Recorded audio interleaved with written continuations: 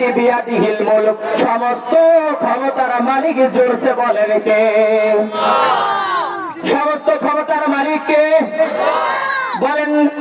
অপমান করাতে পারেন কে?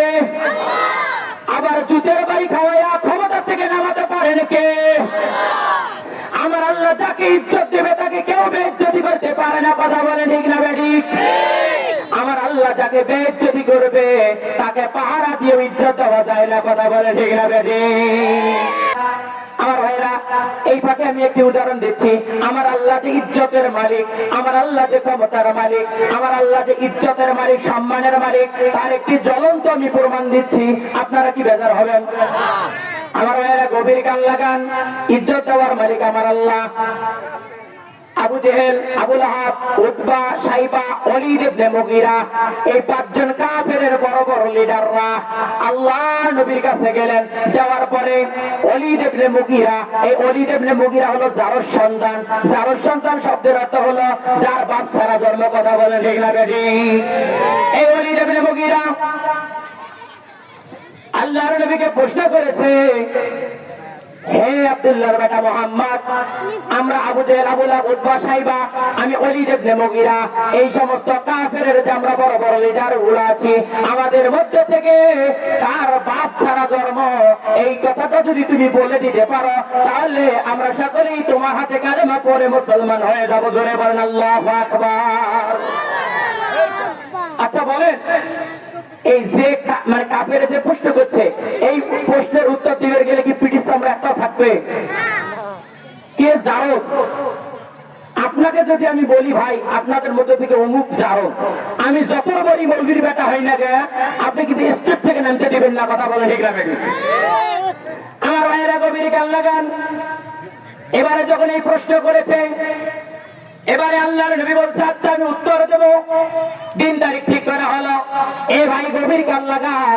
যারা আলেম ওলামাকে সম্মান করে না তারা হলো জারজ সন্তান। তার জ্বলন্ত প্রমাণ আমি নবী দিচ্ছি, আপনারা গভীর কান লাগান। এ ভাইরা, এবার বিশ্ব নবীকে প্রশ্ন করা হলো। আমার নবী বলেন আচ্ছা ঠিক আছে, আমি প্রশ্নের উত্তর দিয়ে দেবো, তোমরা মঞ্চ তৈরি করো। এবার মঞ্চ তৈরি করা হলো, দিন তারিখ ঠিক করা হলো। এবার আমার নবী উত্তর দেওয়ার জন্য রেডি হয়ে গেলেন। এবার মঞ্চের মধ্যে চলে গেলেন। আমার ভাইয়েরা গভীর কান লাগান। এবার নবীজি মঞ্চের কাছে চলে গেলেন। যাওয়ার পরে দেখে মঞ্চের উপরের মধ্যে আবু জেহেল বসা। আবু জেহেল বসা, এ হলো কাফেরের বড় লিডার, এ বসা। এবার আল্লাহর নবী উত্তর দিতে চলে গিয়েছে। আল্লাহর নবী ডাক দিয়ে বলেছে, ও আমার চাচা আবু জেহেল, আপনার কাছে আমার একটা প্রস্তাব।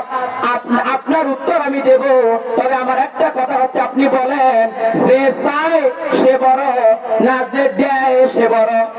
কথা বলেন। যে দেয় সে বড়। তখন আল্লাহ নবী বলছে, ও আমার চাচা আবু জেহেল, আপনি ওই চেয়ারে বসতে পারবেন না, ওই চেয়ার থেকে আপনি নামেন। যেহেতু প্রশ্নের উত্তর আমি দেব, তাহলে আমি যেহেতু বড়, ওই চেয়ারের মধ্যে আমি বসবো, তারপরে সে আপনার উত্তর দেবো। জোরে বলেন আল্লাহু আকবার। আমার ভাইয়েরা, আবু জেহেলের কান ধরে নামানো হলো। নামানোর পরে আমার নবী ওই চেয়ারের মধ্যে বসে গেল। বসানোর পরে আমার নবী বলেছে, কোন যুবক কে আমাকে প্রশ্ন করেছ? এবার ওলীদ ইবনে মুগীরা তার কাছে চলে গেলেন। যাওয়ার পরেই বললেন, আমি প্রশ্ন করেছি। বলেছে কি তোমার প্রশ্ন বলো? বলছে আবু জেহেল, আবু লাহাব, উতবা, সাইবা, ওলীদ ইবনে মুগীরা, আমাদের এই লিডার গুলোর মধ্যে থেকে কে জারজ সন্তান আপনাকে বলে দিতে হবে। যদি আপনি বলে দিতে পারেন তোমার ধর্ম ইসলাম কবুল করে নেব। জোরে বলেন আল্লাহু আকবার। এবারে আল্লাহর নবী ওহী নাযিল না হলে তো কোনো কথা বলতেন না। নবীজি বসা আছে। আল্লাহ বলে, জিবরাইল রে, আর দেরি করো না, তাড়াতাড়ি তুমি বিশ্ব নবীর সামনে ওহী নিয়ে নাযিল হয়ে যাও। জোরে বলেন আল্লাহু আকবার। আমার ভাইরা, আমার নবী এমন একজন নবী গোসল করতে গেছে, এমত অবস্থায় কোরআনের আয়াত নাজিল হয়েছে। আল্লাহর নবী শুইতে গেছে, এমত অবস্থায় কোরআনের আয়াত নাজিল হয়েছে। আল্লাহর নবী মা আয়েশা সহ একই কম্বলের তলের মধ্যে শুয়ে আছেন, তা তো কোরআন নাজিল হয়েছে। কথা বলেন ঠিক না বেঠি? এবারে নবীজি বসানো আছে, উত্তর দিতে যাবেন। জিবরাইল আমিন দাহিয়াতুল কলবের মতো মানুষের সুরতে নবীর কাছে আসলেন। আসার পরে নবীর কানে কানে বলে দিলেন, হে আল্লাহর রাসূল, আপনি কোনো টেনশন করবেন না। আল্লাহ পাক কোরআনের আয়াত নিয়ে আপনার শানে আমাকে নাজিল করে দিয়েছে। আমার আল্লাহ জানিয়ে দিয়েছে সূরা কলমের 13 নম্বর আয়াত দলিল দিয়ে বলেছেন, উতুল্লিম বাদা জানিকা জানিম। আল্লাহু আকবার। এবার বলছে, হে নবী, যে সন্তানটি আপনার প্রশ্ন করেছে ওই সন্তানটাই যারর সন্তান। জোরে কোন আল্লাহু আকবার। এবারে আল্লাহর নবী বলছে, আমাকে যে ছেলেটা প্রশ্ন করেছে ওলীদ ইবনে মুগীরা, এই ওলীদ ইবনে মুগীরা যারর সন্তান। এই কথা বলার সঙ্গে সঙ্গে ওলীদ ইবনে মুগীরা প্রশ্ন করার আগে তো ভাব দেখাইছে যে আমি নেতা। যেই কইছে নেতা হলো যারর সন্তান, নেতার মুখ তো কাউয়ে কালা, আর মুখ দেখাতে। আজ এই সমাজে যত নেতা খেতা মোসারু দেখেন না কেন, এই মোসারুদের এই সমস্ত নেতার বউকে ধর্ষণ করে নেতার সামসারা। কথা বলেন ঠিক না বেটি? নেতার মোটরসাইকেল চালায়, ওগুলো ধর্ষণ করে, আর সন্তান হয় জারুয়ে, এগুলো সম্মান করতে চায় না। কথা বলেন ঠিক না বেটি? আরে নেতা টাকা কামাই করে সুন্দর বউ ইটিস পিটিস করে, তুমি কিসের নেতা? আমার ভাইয়েরা গভীর কান লাগান, টাকা দিয়ে কখনো ইজ্জত হয় না। কথা বলে ঠিক না বেটি? ক্ষমতার কপালে ঝাঁটা, ঠিক না বেটি? আমার ভাইয়েরা গভীর কান লাগান। এবার ওলীদ ইবনে মুগীরা মুখ দেখাতে পারেন না। এবার বলছে, আপনাকে আমি যাইতে দেব না। নবী ধরা হলো, নবীকে বলছে এবার আপনার কোরবান দেওয়া লাগবে। তখন নবীজি বলেন, চলো চলো তোমার মায়ের কাছে। এবার নবীজি সহ ওলীদ ইবনে মুগীরা ওই ওলীদ ইবনে মুগীরার মায়ের কাছে গেলেন। যাওয়ার পরে ওলীদ ইবনে মুগীরা ডাক দিয়ে বললেন, ও মা। যেই মা বলি ডাক দিয়েছে, মায়ের কলিজাটা সাফ করে উড়ে গিয়েছে।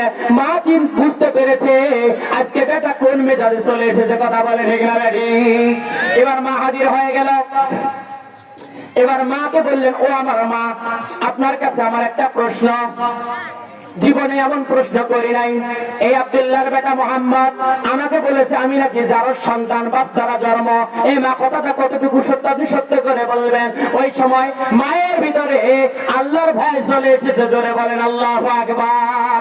ওই সময় মা বলেছে, বেটা, জীবনে এত মিথ্যা কথা বলেছি, আজকের কথাটা মিথ্যা বলবো না, যেটা সত্য সেটাই বলে দেব। জোরে বলেন আল্লাহু আকবার। এবার মা বলছে, ওলীদ ইবনে মুগীরা, এ আমার সন্তান, এই সন্তান আব্দুল্লাহর বেটা মুহাম্মদ যা বলেছে 100% কথাটা সত্য। জোরে বলেন আল্লাহু আকবার। তখন এই কথা বলার সঙ্গে সঙ্গে মাকে বলেছে, মা, আপনি যে বললেন আমি যারর সন্তান, তাহলে আমার বাপের নাম কি? আমি তো আসল বীজের তৈরি নেই। কথা বলেন ঠিক না বেটি? যারাই আসল বীজের তৈরি নয়, এই সমস্ত মানুষগুলা বড় ছোটকে সম্মান দেয় না, হুট করি খাবার তোলে। কথা বলেন ঠিক না বেটি? যারা সূক্ষ্ম বীজের তৈরি, অবশ্যই তারা মাটির মতো মানুষ হয়। কথা বলেন ঠিক না বেটি? প্রমাণ নেন। এবার মাকে বললেন, ও মা, সত্যি করে বলেন। মা বলছে কথা সত্য। তাহলে আমার বাবার নাম কি? এবার মা বলছে, বেটা রে, তোমার আব্বা সিরিয়া মরুভূমিতে কাপড়ের ব্যবসা করে, 6 মাস পরে আসে। তোমার আব্বা সিরিয়া মরুভূমিতে যখন কাপড়ের ব্যবসা করতে চলে গিয়েছে, এমত অবস্থায় তোমার বাবার একজন বন্ধু সে আমার গৃহে প্রবেশ করেছিল।